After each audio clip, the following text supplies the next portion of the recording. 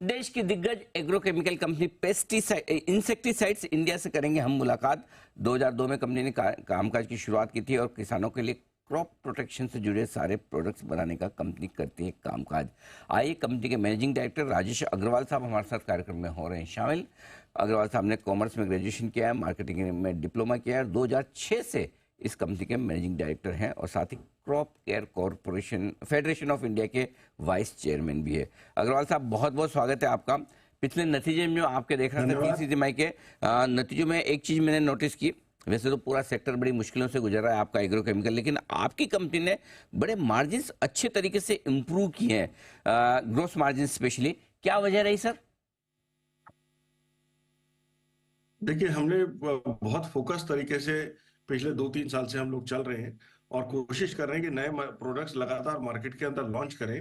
और हमने अपना एक फोकस प्रोडक्ट्स का एक सेट बनाया है और उस पर काम करने की कोशिश कर रहे हैं। बहुत अच्छी कामयाबी मिल रही है इन प्रोडक्ट्स को।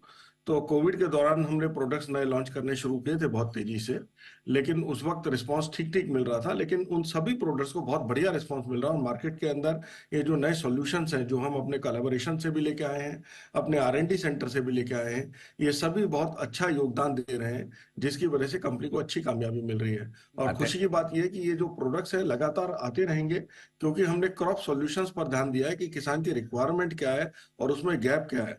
उसको ध्यान में रखते हुए बहुत सारे हर्बिसाइड्स, इंसेक्टिसाइड और फंजीसाइड्स हम लोग मार्केट में लगातार लॉन्च कर रहे हैं।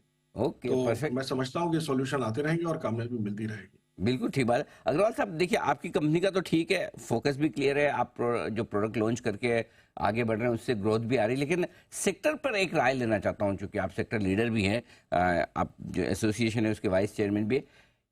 कितना मुश्किल दौर में है अभी सेक्टर और कब तक समस्याएं खत्म होने की संभावना है? देखिए, ये सेक्टर को भी जो मुश्किलात आई ये कोविड के साथ ही आई, क्योंकि जब कोविड आया तो एग्रीकल्चर एक ऐसी चीज थी जो लगातार हो रहा था और हमें रिक्वायरमेंट फूड की थी ही पूरी दुनिया को, और ये एहसास हुआ कि खाना बहुत जरूरी है। तो उस वक्त केमिकल में एक बहुत तेजी आई और उस तेजी को सारी दुनिया ने एक्सेप्ट कर लिया और पूरी दुनिया ने उस तेज माहौल में सब प्रोडक्ट्स को खरीदा। और उसके बाद एकदम से ड्राउट आ गया और वो ड्राउट आ जाने की वजह से दुनिया भर में जो कंजम्पशन थी एग्रोकेमिकल की बहुत कम हो गई और एंजाइटी में पूरी दुनिया में जो परचेजेस थी वो बहुत ज्यादा हो गई, जिसका परिणाम ये हुआ कि डिमांड बहुत कम वीक होने से चाइना ने बहुत हद तक प्राइसेस रिड्यूस किए और उस हद तक रिडक्शन आया कि ऑल टाइम लोएस्ट के नजदीक आ गया। तो आज का जो दौर है वो थोड़ा स्टेबिलिटी की तरफ आया है, लेकिन ऑल टाइम लो के नजदीक है।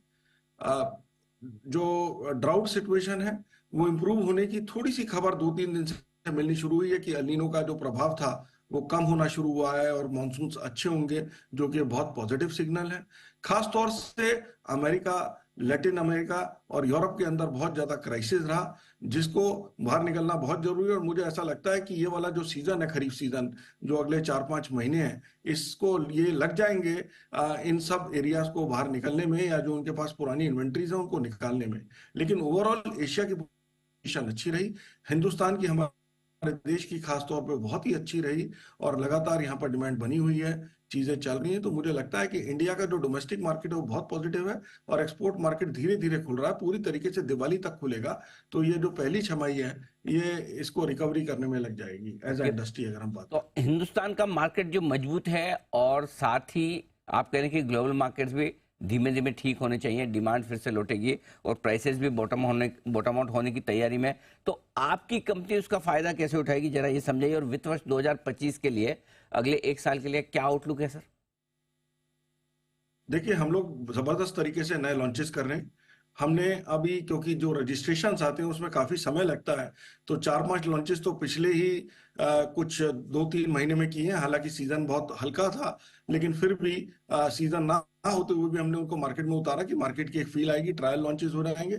और करीबन आधा दर्जन से ज्यादा लॉन्चेस मेरे लाइन है जो इस खरीफ सीजन के लिए हैं। तो मैं बहुत कॉन्फिडेंट हूं कि इन नए प्रोडक्ट्स के माध्यम से, और खास तौर पे जो पिछले सालों में भी हमने प्रोडक्ट्स निकाले, उन सब में अच्छा हमें विकास मिलेगा उसके साथ साथ हमने बैकवर्ड इंटीग्रेशन पे बहुत पैसा लगाया है।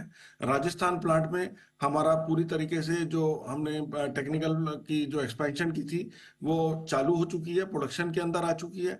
गुजरात प्लांट भी हमारे फाइनल जो क्लियरेंसेज है उसके फेज में है, और बहुत जल्दी ये भी फेज बाय फेज पूरा प्रोडक्शन में आने लगेगा। मैं उम्मीद कर रहा हूँ कि हमें इसका एडवांटेज जो नेक्स्ट सीजन आने वाला है उसमें मिलेगा, और इस क्वार्टर में ही हम इस प्लांट को भी चालू करेंगे, तो ये भी हमें फायदा देगा।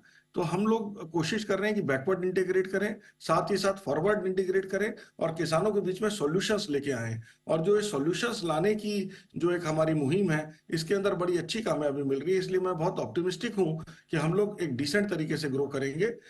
लास्ट क्वार्टर में हमारा जो फोर्थ क्वार्टर था लास्ट ईयर, वो थोड़ा सा हिट हुआ था, लेकिन इस बार क्योंकि ऑलरेडी जो इन्वेंट्री है वो बॉटम आउट हो चुकी है, तो मुझे उम्मीद है कि वो एडवांटेज मिलेगा और हमारा एक पॉजिटिव क्वार्टर होगा।